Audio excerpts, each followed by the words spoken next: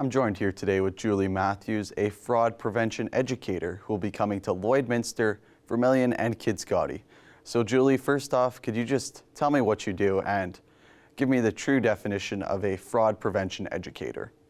Well, I have a consulting business now where I travel around Western Canada doing scam alert presentations, fraud prevention presentations to seniors, businesses, community groups. I actually talk to junior high and high school students now as well, because there's a lot of studies that now say that although we think seniors are victimized most often by fraud, it's actually younger people now that tend to be targeted more often. So I actually go into schools and try and talk to kids about scams on TikTok and Snapchat and Instagram, that they're just as vulnerable as the rest of us.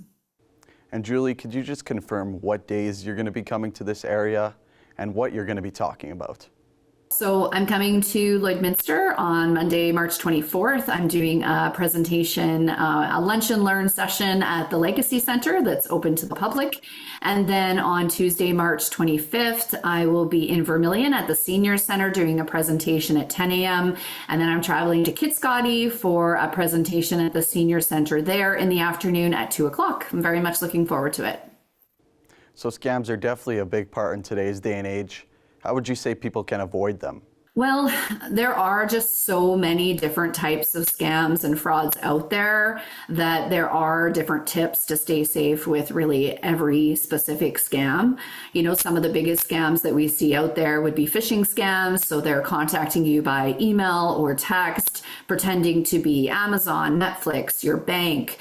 We've all seen these where they're claiming our account has been frozen or compromised, and they're always trying to get us to click the link. I think that fraud is a big problem right now. We're also seeing a really big surge in AI, artificial intelligence technology being used in scams. So scammers are using it in cases of phone scams, like the grandparent scam, where they're taking a snippet of audio from a family member, using their technology so they can call someone and actually sound like your family member in trouble.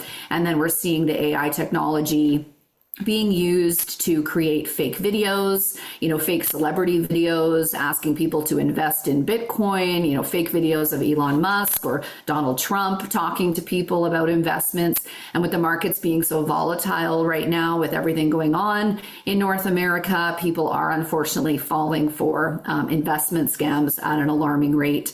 In terms of tips, generally, I would say for all scams, if it seems too good to be true, it probably is. You need to question any kind of deal. If something just doesn't seem quite right, you need to trust your gut on that. I think we need to slow down and think before we click. Think before we send money, think before we act on something. And we need to do our research. Don't let yourself be bullied or tricked into falling for something. Slow down, take your time.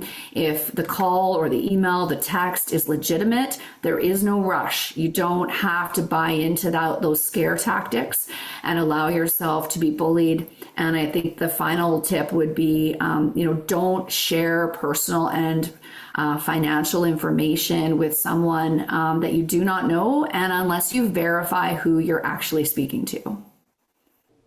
And finally, is there anything else you'd like to add? A lot of people think that a scam could never happen to them. I hear that a lot when I do my presentations in communities, and I really want people to know that there is a scam out there for absolutely everyone. It's just a matter of which scam you might fall for. People are very busy. It only takes a couple of seconds to click on something on a text or an email. When we're busy, we just don't even realize sometimes how susceptible we are. So it's so important for people to get educated about scams and frauds.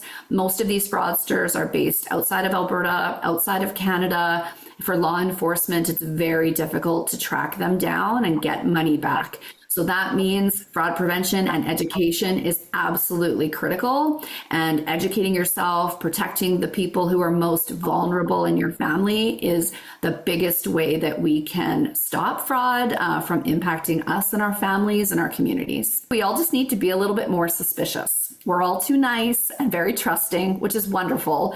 But unfortunately, when it comes to phone calls and emails and text messages, we just need to be a little bit more suspicious. Well, Julie, thank you for all the helpful information today, And thank you for doing this today. No problem.